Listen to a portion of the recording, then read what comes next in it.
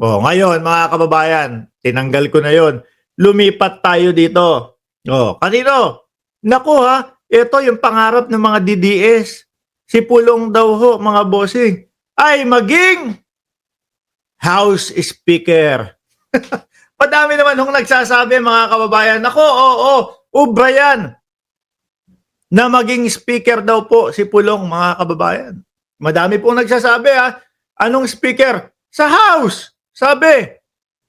Sabi ko, paano? Sige nga, paliwanag mo. Hindi, magaling yan si Pulong.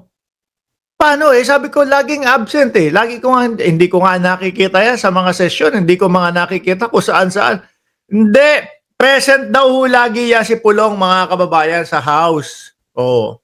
Bigyan mo nga ako ng patunay. Hindi, sabi sa akin, hindi mo ba nakita yung kanyang video doon sa beer house? Nagdadadakdak. Diba? Nagagalit doon daw sa Bugaw. Tungkol doon sa 1,000 piso. Pwedeng maging speaker ng beer house daw, mga kababayan, si Pulong Duterte. Pag na bad trip, mang-uunday ng saksak. Ganun, sige. Mainitin na ho ang ulo Basahin ho natin to, mga kababayan, no? Romualdez versus Pulong versus Benitez. Three-way fight sa speakership. Yung kay Pulong, sigurado ako, mga kababayan, pasadong-pasado to sa beer house speaker, no? Hindi do sa House of Representative. Ano sabi dito? Ay, tsaka si Toby Tiangco, di ba, kasama din yun sa nag-aasam na maging Speaker of the House, mga kababayan, si Toby Tiangco. Sabi ko naman, kung yung alyansa, hindi niya kayang ipanalo Tapos maghahangad pa ng House Speaker. Kung ano-ano sinabi ni Toby Tiangco pati si Sandro Marcos nadamay ho. Mga kababayan, na kesyo daw napilitan lang daw pumirma. Anyway, namumuro ang three-way fight sa speakership ng 20th Congress kapag pinatulan ni Davao City Representative Paulo Pulong Duterte ang pagtutulak sa kanyang iba naisip ko yun sa pagtutulak Iba yung naisip ko doon sa pagtutulak. Kapag pinatulan ni Davao City Representative Paulo Pulong Duterte ang pagtutulak ng magnetic lifter. Ay, hindi, ano ba yung mga sinasabi ko? Kung ano-ano sinasabi ko. Paulo Pulong Duterte ang pagtutulak sa kanyang kapatid na si Vice President Sara Duterte na kunin ang nasabing posisyon, mga kababayan. Tingin ko hindi papayag si Paulo. Kasi kapag kaganyan, di lagi na siyang dapat nando sa Congress. Lagi na siya dapat complete attendance niyan, 'di ba? Hindi niya na magagawa yung 50 days. 50 days maglilibot sa iba't ibang lugar. Kasama ang dahig. Naiisip ko doon sa pagpapaalam ni Paulo Duterte, mga kababayan, nung lumabas ng bansa natin for 50 days, naghahagilap nung kukup-kup sa kanilang bayan, yung kukup-kup sa kanila, humihingi ng asylum, mga bossing. Kasi ang susunod, sasabihin niyan, sinisikil, ginigipit ako ng gobyerno ng Pilipinas. So, inuunahan na siguro, mga kababayan. Sabi ni Pulongges, Yotman, kapag ako maging House Speaker, party-party lang, gagawin ko, puro absent kasama ang mga best friend kong Chinese. Hanap chicks. Di po ba? Tingin ko hindi papayag si Pulong dito. Unang-una, alam niya na hindi niya kakayanin, matatalo, mga boss. Di ba? Bakit nasabi natin na matatalo?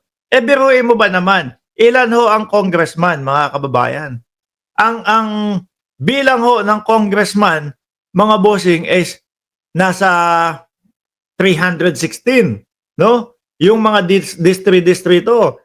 Tapos ang party list ilan? 63, mga bossing. So ang total niya, 316 plus 63, ibig sabihin 379. Di po ba? 379 na mga congressman. Yung mga sumusuporta ko kay Martin Romualdez, mga kababayan, halos lagpas na ng 60% 240 na mahigit yung sumusuportang congressman para ibalik sa pagiging House Speaker si Martin Romualdez dahil nga nakikita nila na maayos yung panunungkulan, yung pagiging leader ni Martin Romualdez diyan sa House of Representatives. Di ba? O ngayon, kung 240 na yon, meron pang nalalabi na 153? Ilan in total natin? Meron pang nalalabi na 159. Wala na ho, mga kababayan. Paghahatian na lang yon ni Pulong at saka ni, ano yung apelido isa, ni Benitez. Di po ba? Unang sinabi ni BP, Sara, kinausap na niya ang kanyang kuya na tumakbo bilang speaker o kaya maging minority leader ng Kamara, subalit hanggang ngayon ay walang sagot dito ang kapatid. Yan naman ho, mga kababayan. Mahilig ang mga Duterte doon sa mga testing the water. Yung tipo bang magpapahaging, sasabihin ganito, no? Kapag ka hindi naging positibo sa kanila yung magiging reaksyon ng mga tao, hindi na nila tinutuloy yan. Ito tingin ko testing the water at alam naman nila na hindi sila susuportahan, no? Kaya hindi na lang nagsasalita si Pulong. Sabi ni Inamo TV, Diyos ko, tamaan sana ng kidlat ang lahat ng mga didi. Uy, wag naman. Kawawa naman. Mga tao din yan. Panalangin na lang ho natin, matanggal yung kabubuhan doon sa mga utak nila, no? Matanggal yung pagiging uto-uto nila sa pagkatao nila. Unang lumutang ang pangalan ni Bacolod City Congressman Albi Benitez na posibleng makakabangga ni late Representative Martin Romualdez.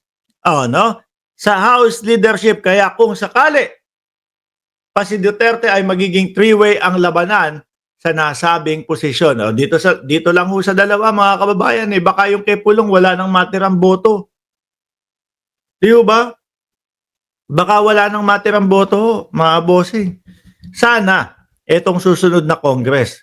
Since kakahalal lang, kasama yung anak niya, mga bossing, tama ba ako yung anak ni Pulong? Yung nanalo na congressman din? Sana, lagi na silang nasa Congress. Maging active sila sa Congress, mga bossing. Kaso, sabi, palagi daw hong absent. Tapos tatakbo ng House Speaker. Ano gagawin nun ngayon dun? Kumbaga sa estudyante, mga kababayan, laging absent tapos gusto maging class president. Di po ba? Kailangan yung mga ganyang may mga posisyon ho, alam nila, no? At lagi silang aktibo.